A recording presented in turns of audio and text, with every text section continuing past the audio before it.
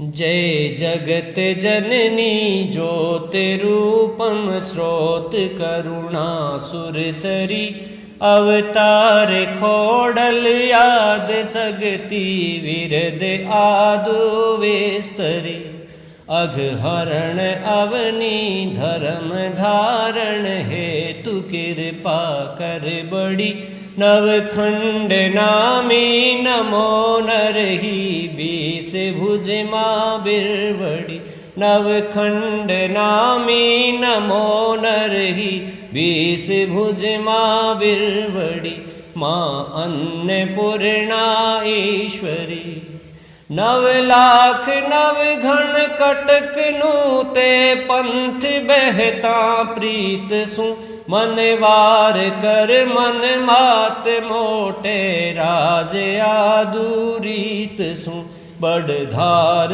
बड़पण बालपण में हेत वस माँ उन घड़ी नवखंड नामी नमो नरही बीस भुज माँ बिरवड़ी नवखंड नामी नमो नरही बीस भुज माँ बिरवड़ी माँ अन्नपूर्णा ईश्वरी भल बिरवड़ भुज बीस आप खोडल अवतारे दांत बतीसी सहित प्रकट अपरूप पधारे भल बिरवड़ भुज बीस आप खोडल अवतारे दांत बतीसी सहित प्रकट अपरूप पधारे रमता बहिना साथ बालपण सुजस बधायो नवघण सैन समेत नूत निज हाथ जिमायो वचन दे निज विरद वस मजवारिध मग बनाव्यो रणखेत मात हद हेत सुमा नवघण राव जितावियो माँ नवघण राव जितावियो माँ बिरवड़ था सुवीनती पाण जोड़ पड़ पाई माँ बिरवड़ था सुवीनती पाण जोड़ पड़ पाई बगसो निज भगति विमल अणहद उर उमगाय मावड़ी अणहद उर उमगाय। बोलो बिरवड़ मात की जय। जय जगत जननी ज्योतिरूपम स्रोत करुणा सुरसरी अवतार खोडल याद सगति विरद आदु वेस्तरी अघहरण अवनी धर्म धारण हेतु कृपा कर बड़ी नवखंड नामी नमो नरही बीस भुज माँ बिरवड़ी नवखंड नामी नमो नरही बीस भुज माँ बिरवड़ी माँ अन्नपूर्णा ईश्वरी नव लाख नव घन कटक नूते पंथ बहता प्रीत सु मन वार कर मन मात मोटे राज आदुरीत सु बड़ धार बड़पण बालपण में हेत वस माँ उन घड़ी नवखंड नामी नमो नरही बीस भुज माँ बिरवड़ी नवखंड नामी नमो नरही बीस भुज माँ बिरवड़ी माँ अन्नपूर्णा ईश्वरी भल बिरवड़ भुज बीस आप खोडल अवतारे दांत बतीसी सहित प्रकट अपरूप पधारे भल बिरवड़ भुज बीस आप खोडल अवतारे दांत बतीसी सहित प्रकट अपरूप पधारे रमता बहिना साथ बालपण सुजस बधायो। नवघण सैन समेत नूत निज हाथ जिमायो। वचन दे निज विरद वस मजवारिध मग बनाव्यो। रणखेत मात हद हेत सूमा नवघण राव जितावियो। माँ नवघण राव जितावियो। माँ बिरवड़ था सुवीनती पाण जोड़े पड़ पाई। माँ बिरवड़ था सुवीनती पाण जोड़े पड़ पाई। बगसो निज भगति विमल अणहद उर उमगाय मावड़ी अणहद उर उमगाय। बोलो बिरवड़ मात की जय। बसो मारे हृदय बिरवड़ राय। बसो मारे हृदय बिरवड़ राय। हृदय बिरवड़ राय। जूनी जोगण माये बसो जी मारे हृदय बिरवड़ राय। बसो मारे हृदय बिरवड़ राय। चारण वंश अंश चखड़ा के अवनी तन धर आय। चारण वंश अंश चखड़ा के अवनी तन धर आय। दांत बतीस देख मुख दांतन मात डरी मने माये बसो जी मारे हृदय बिरवड़ राय। बसो मारे हृदय बिरवड़ राय। पखवाड़ा दो रही पृथ्वी में बाबल जा बतलाए। पखवाड़ा दो रही पृथ्वी में बाबल जा बतलाए। नवघण फौज चालती निवती चावल पाव चढ़ाए। बसो मारे हृदय बिरवड़ राय। बसो मारे हृदय बिरवड़ राय। कंचन कियो चितौड़ नृपत तन थिरगढ़ राज थपाए। कंचन कियो चितौड़ नृपत तन थिरगढ़ राज थपाए। ना कछु बिरवड़ लेत नरन सू दत्त नित हाथ धराय। बसो मारे हृदय बिरवड़ राय। बसो मारे हृदय बिरवड़ राय। अन्न धन धीणो रहत अटल घर सुख संपत है सवाय। अन्न धन धीणो रहत अटल घर सुख संपत है सवाय। मिलत सोहन को फल मन इच्छा गुण बिरवड़ नित गाये। बसो मारे हृदय बिरवड़ राय। बसो मारे हृदय बिरवड़ राय। 32 दुआ पढ़ो नहीं।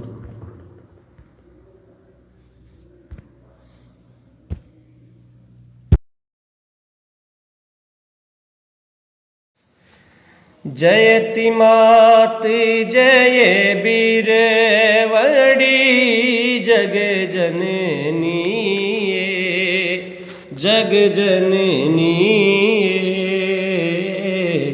बड़ा बड़ी भुज बीस जय माँ बिरवड़ी माँ बड़ा बड़ी भुज बीस जय माँ बिरवड़ी पदवंदो चखड़ा सदु सुख सिंधुए हे माँ सुख सिंधुए अन्नपूर्णा हरियम्ब जय जय माँ बिरवड़ी अन्नपूर्णा जय माँ बिरवड़ी अवतारी खोड़ल नमो सुत वत्सले हे माँ सुत वत्सले भल नरहा कुल भान जय माँ बिरवड़ी माँ भल नरहा कुल भान जय माँ बिरवड़ी रमताए रामत राज राजरी संगे बहिनाए हे माँ संगे बहिनाए बालपणे भुज बीस जय माँ बिरवड़ी माँ बालपणा भुज बीस जय माँ बिरवड़ी नूते नव घण नर ओ नरपति पथ बहताए हे माँ पथ बहताए नवलख सेन समेत जय जय माँ बिरवड़ी अम्बे नवलख सेन समेत जय माँ बिरवड़ी पाना बड़े पीपले तना झट तोड़ते हे माँ झट तोड़ते सोहन थाल बना जय माँ बिरवड़ी माँ सोहन थाल बना जय माँ बिरवड़ी नैनी ये कुलेड़ी घणे घणने हसूं करे पुरसत हे माँ करे पुरसत तिरपत कटक कराए जय माँ बिरवड़ी माँ तिरपत कटक कराए जय हो माँ बिरवड़ी बजरी ने करीबा बाजरी ढकिलो वड़ी हे माँ ढकलो वड़े दाणो असव दिराए जय माँ बिरवड़ी माँ दाणो असव दिराए जय माँ बिरवड़ी आखाए निजे करया आपिया सुने विनती हो माँ सुने विनती मार्ग संबंध बनाए जय माँ बिरवड़ी अम्बे मार्ग संबंध बनाए जय माँ बिरवड़ी नवघण जंग जितावे जितावियो छित छावियो हेमाचित छावियोए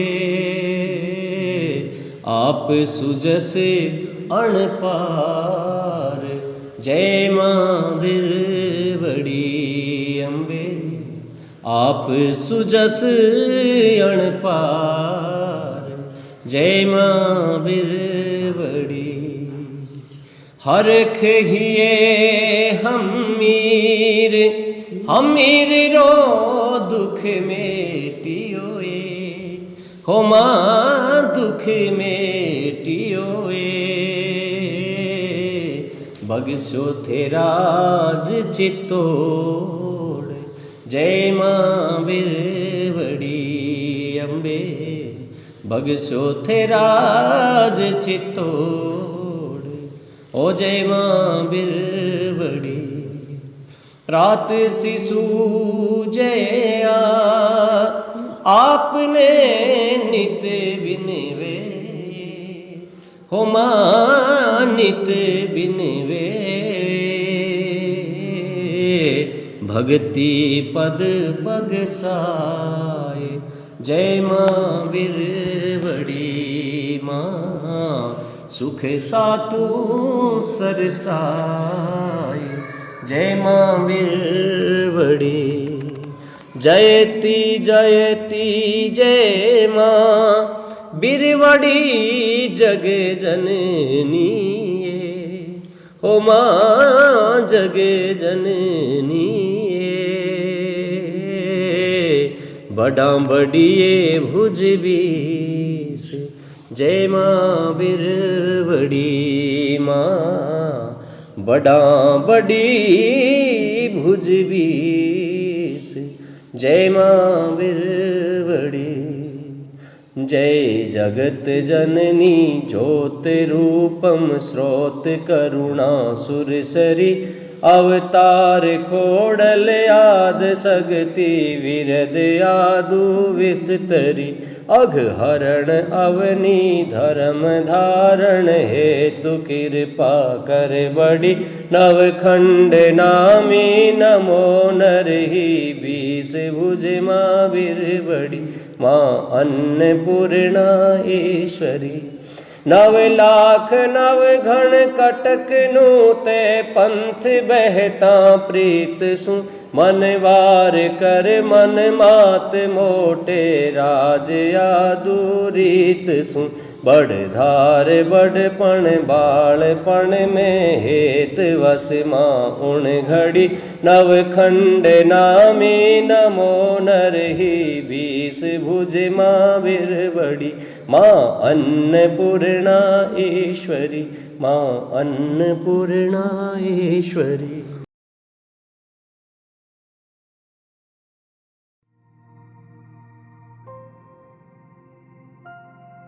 संसार प्राप्ति की अनर्थ रूपता, ज्ञान का उत्तम महात्म्य।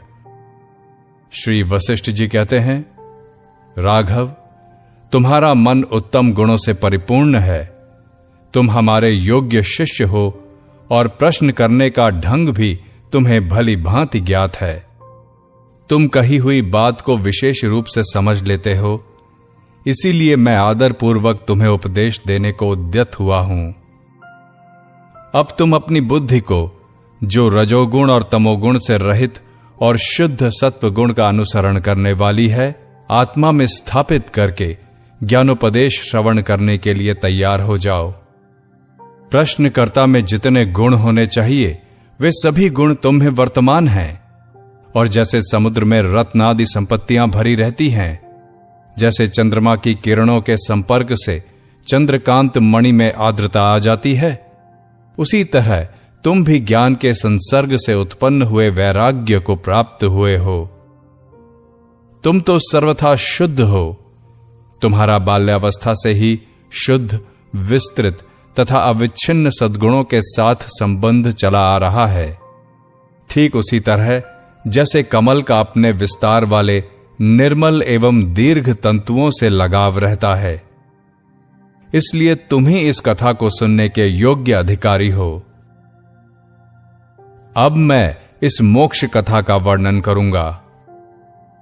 यह कथा उस परम पद से संबंध रखने वाली है जिसका साक्षात्कार हो जाने पर जितने लौकिक कार्य तथा जितनी लौकिक दृष्टियां हैं वे सब के सब पूर्णतया शांत हो जाती हैं।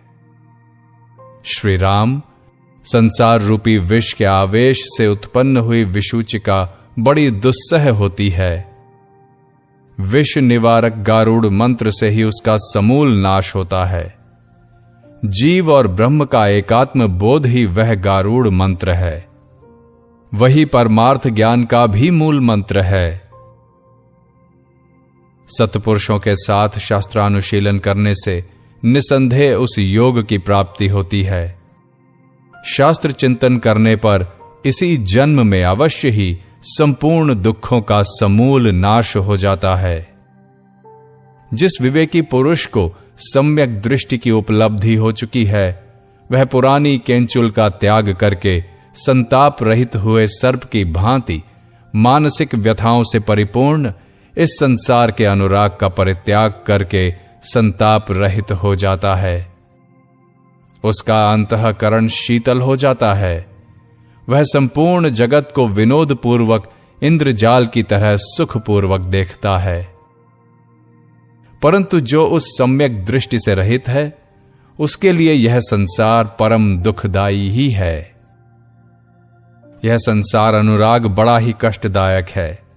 यह अनर्थ की आकांक्षा किए बिना ही मोहवश विषयों में फंसे हुए पुरुषों को सर्प की तरह डंस लेता है, खड़क की भांति काट लेता है, भाले के समान बेध देता है, रस्सी की तरह आविष्टित कर लेता है, आग के सदृश जला देता है, रात्रि की तरह अंधा बना देता है, सिर पर गिरे हुए पत्थर के समान मूर्छित कर देता है, विचार शक्ति को हर लेता है, मर्यादा का विनाश कर देता है और मोह रूपी अंधकूप में गिरा देता है। तृष्णा तुम्हें जर्जर कर देती है।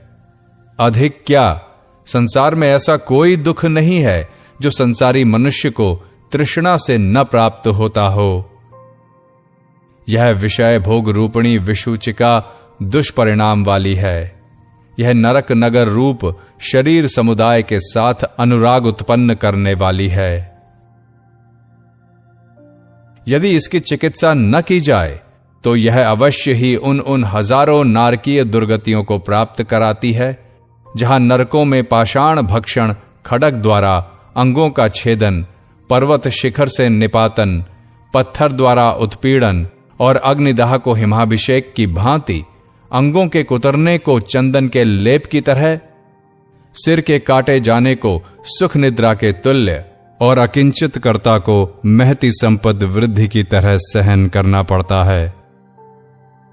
इस तरह सहस्रों कष्टप्रद चेष्टाओं से परिपूर्ण इस दारुण संसार चक्र में उपर्युक्त उपदेश की अवहेलना नहीं करनी चाहिए, बल्कि ऐसा विचार और निश्चय अवश्य करना चाहिए कि शास्त्रानुशीलन से निश्चय ही कल्याण होता है।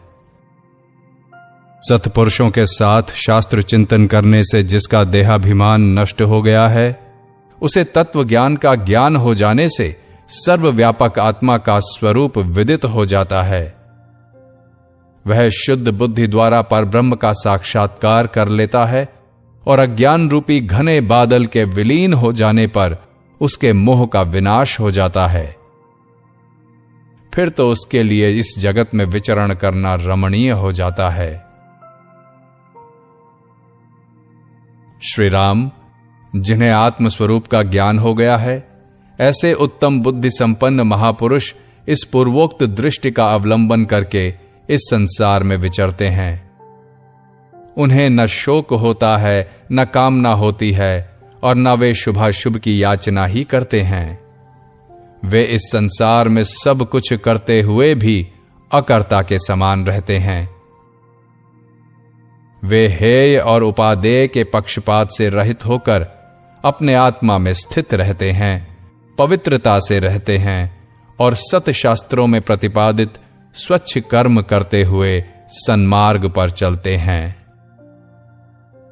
अन्य लोगों की दृष्टि से वे आते हैं, जाते हैं, कर्म करते हैं और बोलते हैं, परंतु वास्तव में वे न आते हैं, न जाते हैं, न कर्म करते हैं और न बोलते ही हैं। क्योंकि परमानंद स्वरूप परमात्मा को प्राप्त हुआ पुरुष न तो इंद्रजाल रूप मायिक कार्य करता है और न सांसारिक वासनाओं के पीछे ही दौड़ता है। वह बालकों की सी भ्रम मूलक चपलता का परित्याग करके पूर्व कथित परमात्मा के स्वरूप में ही सदा विराजमान रहता है। इस प्रकार की स्थितियां आत्मतत्व के साक्षात्कार के अतिरिक्त अन्य उपाय से नहीं उपलब्ध होती। इसलिए पुरुष को चाहिए कि वह जीवन पर्यंत आत्मा की ही खोज करे, उसी की उपासना करे और उसी का यथार्थ ज्ञान प्राप्त करे। इसके अतिरिक्त उसके लिए और कोई कर्तव्य नहीं है। जिस पुरुष को अपने अनुभव, शास्त्र वचन और गुरु के उपदेश की एक वाक्यता का निश्चय हो गया है, वह निरंतर किए गए उपर्युक्त अभ्यास के द्वारा परमात्मा का साक्षात्कार कर लेता है। चाहे भारी से भारी आपत्ति क्यों ना आ पड़े, परंतु जो शास्त्र और उसके अर्थ की अवहेलना करने वाले तथा तत्वज्ञानी महापुरुषों की अवज्ञा करने वाले हैं, ऐसे मूर्खों का अनुकरण कभी नहीं करना चाहिए। क्योंकि भूतल पर मनुष्यों को जितना कष्ट अपने शरीर में स्थित अकेली मूर्खता से प्राप्त होता है, उतना दुख शारीरिक क्लेश, विष, आपत्ति और मानसिक व्यथाएं नहीं दे सकती। जिनकी बुद्धि कुछ भी उत्तम संस्कारों से संस्कृत हो चुकी है, उनकी मूर्खता का विनाश करने में जैसा यह शास्त्र समर्थ है, वैसा अन्य कोई शास्त्र नहीं है। जैसे खैर से कांटे उत्पन्न होते हैं, उसी तरह जितनी दुस्तर आपत्तियां और अधम कुत्सित योनियां हैं, वे सभी मूढ़ता से पैदा होती हैं। जिस संसारी पुरुष को मोक्ष के उपाय भूत इस शास्त्र रूप प्रकाश की प्राप्ति हो गई है, वह मोहांधकार में भी पुनः अंधता को नहीं प्राप्त होता। तृष्णा मानव रूपी कमल को तभी तक संकुचित करती है जब तक विवेक रूपी सूर्य की निर्मल प्रभा का उदय नहीं होता। रघुनंदन, जैसे संसार में भगवान विष्णु एवं शंकर आदि तथा अन्यान्य महर्षि गण जीवन मुक्त हो विचरते रहते हैं, उसी प्रकार तुम भी सांसारिक दुख से छुटकारा पाने के लिए मेरे जैसे आत्मीय जनों के साथ बैठकर गुरुपदेश एवं शास्त्र प्रमाण द्वारा अपने स्वरूप को जानकर जगत में विहार करो। इस जगत में सुख तो तुच्छ से तुच्छ तिनके के सदृश है, परंतु दुखों का तो अंत ही नहीं है। इसलिए जो दुख रूप परिणाम से परिपूर्ण है, उन लौकिक सुखों में आस्था नहीं करनी चाहिए। ज्ञानी पुरुष को चाहिए कि वह परम पुरुषार्थ की सिद्धि के लिए, जो अनंत और आयास रहित है, उस परम पद को प्रयत्न पूर्वक प्राप्त करे। क्योंकि जिनका मन संताप रहित होकर सर्वोत्कृष्ट परम पद रूप परमात्मा में लीन हो गया है, वे ही पुरुषों में श्रेष्ठ हैं और उन्हीं को परम पुरुषार्थ की प्राप्ति होती है। जो दुरात्मा पुरुष राज्यादि जागतिक सुखों के उपलब्ध होने पर उनके उत्तम भोगों के आस्वादन मात्र से ही तृप्त बने रहते हैं, उन्हें तुम अंधे मेंढक समझो। जिनकी बुद्धि अज्ञान के कारण मंद पड़ गई है, वे मूढ़ वंचकों, प्रबल दुराचारियों, लौकिक भोगों में रचे पचे रहने वालों और मित्रों का सा व्यवहार करने वाले शत्रुओं में आसक्ति करने लगते हैं, जिससे उन्हें एक संकट से दूसरे संकट की, एक दुख से दूसरे दुख की, एक भय से दूसरे भय की और एक नरक से दूसरे नरक की प्राप्ति होती है। इसलिए उत्तम विवेक का आश्रय लेकर अभ्यास और वैराग्य के सहयोग से दुख स्वरूपणी इस भयंकर संसार नदी को पार करना चाहिए। पार करना चाहिए, जिसे प्राप्त कर लेने पर पुनर्जन्म नहीं होता और जहां पहुंच जाने पर शोक का अस्तित्व मिट जाता है, वह परम पद ज्ञान द्वारा ही प्राप्त किया जा सकता है। इसमें कुछ भी संदेह नहीं है।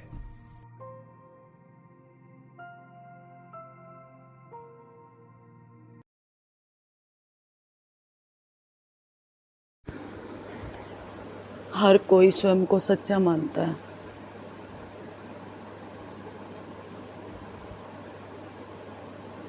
अगर आप सच्चे हो, मैं भी मानती हूँ, चलो हमने मान लिया आप सच्चे हो, तो फिर आपके अंदर घृणा क्यों है कबीर के नाम से? क्या कबीर आपको बोलने आए, कुछ उल्टा बोलने आए? क्या कबीर ने आपसे कोई झगड़ा किया? क्या कबीर ने आपके ब्रह्मा विष्णु को गाली दी?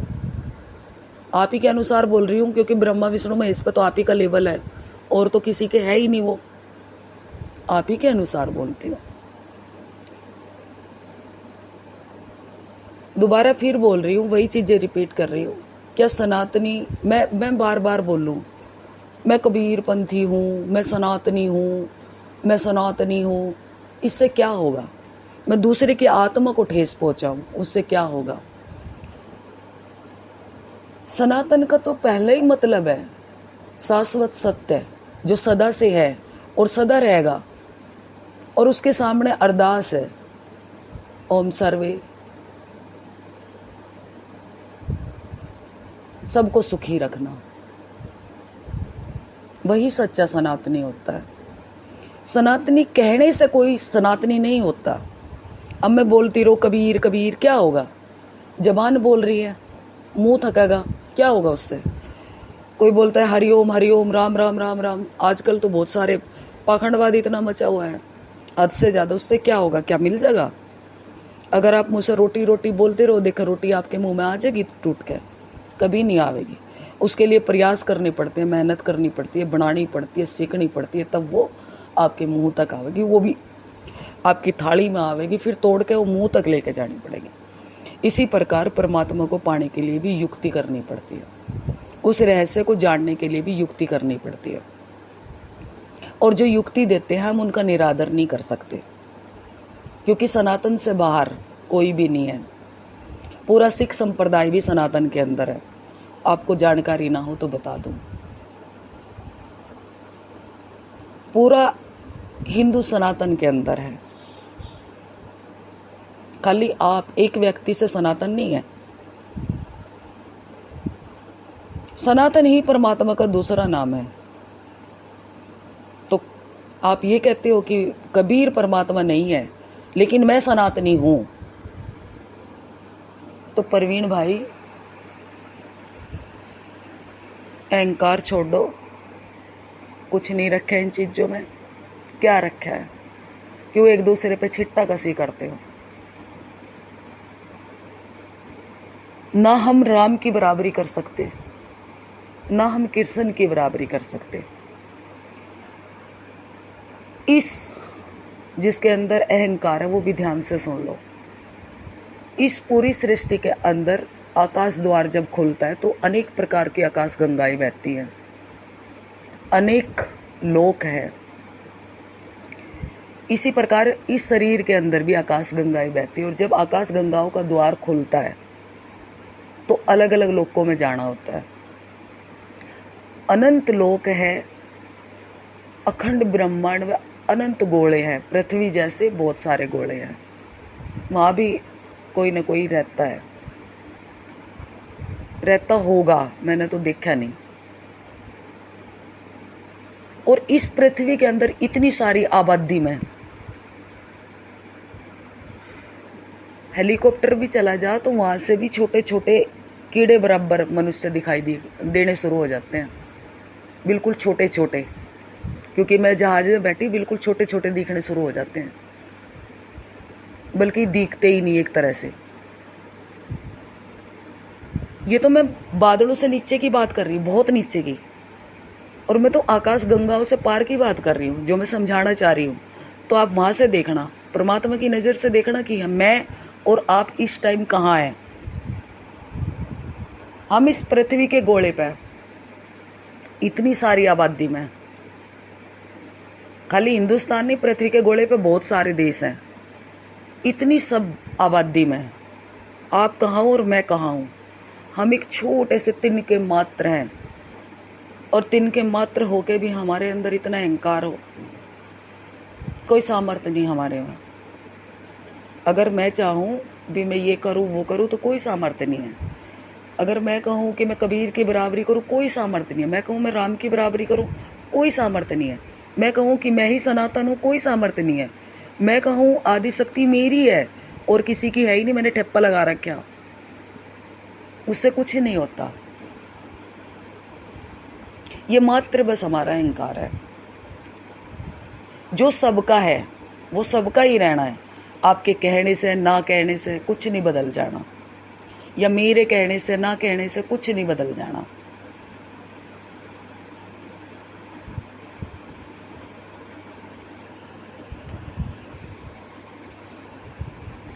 और कबीर का नाम इसलिए कड़वा लगता है क्योंकि कबीर पाखंडवाद के खिलाफ रहे।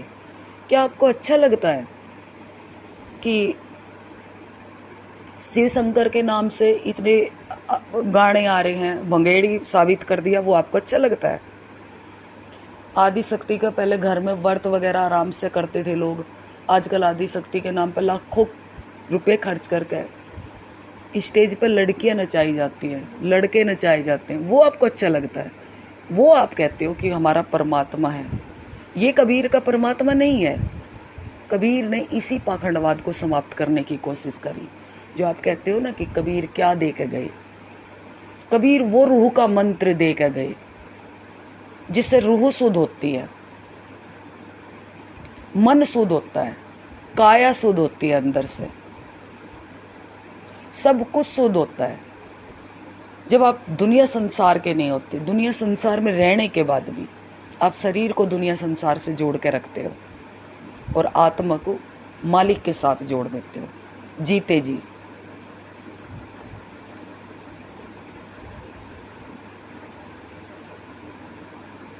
कबीर ही नहीं, जो भी संत महापुरुष आए हैं सब A to Z सब परमात्मा स्वरूप ही हुए हैं। परमात्मा में और उनमें कोई भेद नहीं। आप देह दृष्टि में उलझे हुए हो, हर एक चीज को जड़ में पकड़े हुए हो, ज्ञान में नहीं पकड़ रहे, जड़ को पकड़े हुए हो। जड़ को पकड़े मेरे भाई, ये तो वैसे भी छूट जानी है, मृत्यु होते ही छूट जानी है। इतना मत पकड़ो कि इतना दुख हो छूटने के बाद कि आप इसके बिना रह ना पाओ और घर के बाहर बैठे रहो खुट्टा पकड़ के। एक को स्वामी सतसाई जी।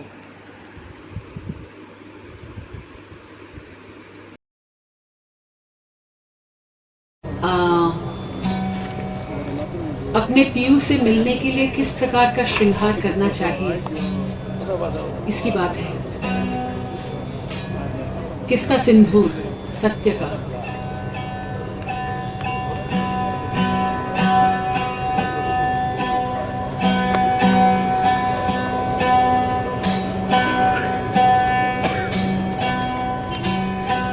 नैनायंतर यावतो और नैन झंप तो हेलू, ना मैं देखूं और को ना तो है देखण दूं।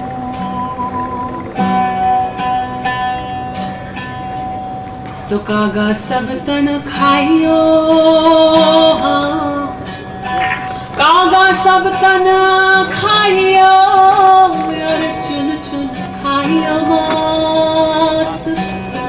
ये दो नैना मत खाइयो, मोहे पिया मिलन किया।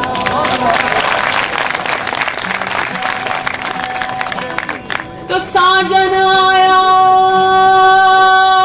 मैं सुना, यार कैसी जुगत करा।